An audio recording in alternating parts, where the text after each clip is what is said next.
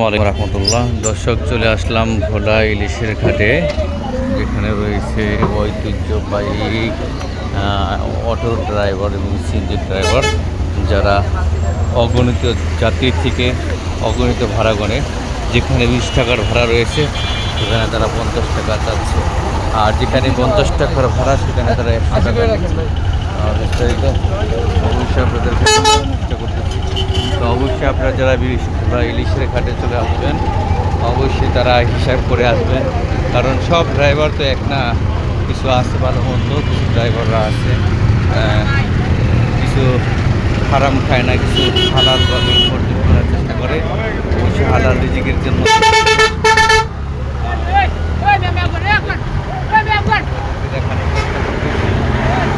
এখানে বাসও রয়েছে এবং সিএনজি রয়েছে, ঠিক আছে, দুই সাইডে দেখানোর চেষ্টা করতেছি, ঠিক আছে। পরে তো দেখে আপনাদের অবশ্যই বিস্তারিত আপনারা দেখবেন। যেখানে অনেকগুলো রিক্সা রয়েছে যারা যাত্রীদেরকে অনেক হয়রানি করে।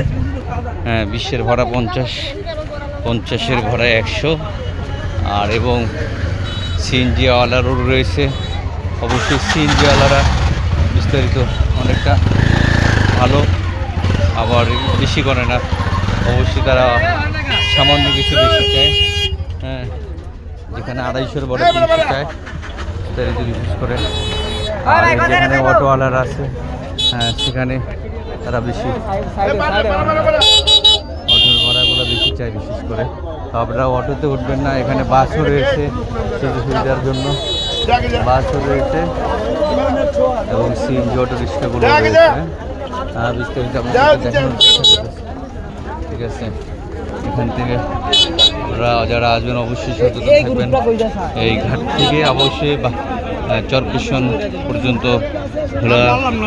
চরপেশন পর্যন্ত বাস রয়েছে, আপনারা বাসও যেতে পারেন এবং সিএনজি যেতে পারেন, অটো রিক্সা যেতে পারেন।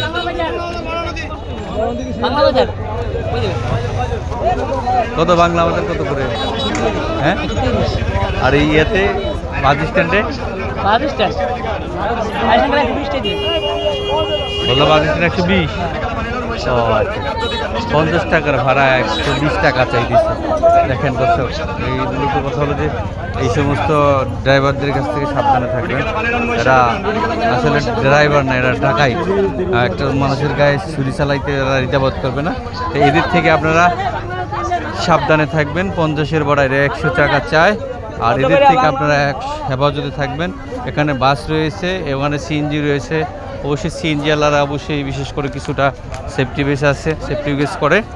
আর আপনার যে যারা এই অটো যারা 50 টাকার ভাড়া 100 টাকা চাচ্ছে এবং 120 টাকা পর্যন্ত এখন বর্তমানে যাত্রীদের কাছ থেকে হয়রানি করতেছে। তো বিশেষ করে আপনারা এদিক থেকে অবশ্যই এড়িয়ে চলবেন, এদের থেকে একটু অবশ্যই সাবধানে সতর্ক থাকবেন ইনশাল্লাহ। আর আমরা এখন অলরেডি চলে আসছি ইলিশের ঘাটে, একদম পল্টনে যাওয়ার চেষ্টা করতেছি বিশেষ করে। পল্টনে চলে আসছি, যেটা আপনারা দেখতে পেয়েছেন। কর্ণফুলী 1 লঞ্চটি ঘাট দিয়েছে, আবার ঢাকার উদ্দেশ্যে কর্ণফুলী 1 লঞ্চটি যাবে। আরও কয়েকটি লঞ্চ আছে, কর্ণফুলী 8 লঞ্চ রয়েছে। এবং মূলত কথা হলো অনেক মানুষ এখান থেকে আবার ঢাকা গামী একটি লঞ্চ চলে আসছে।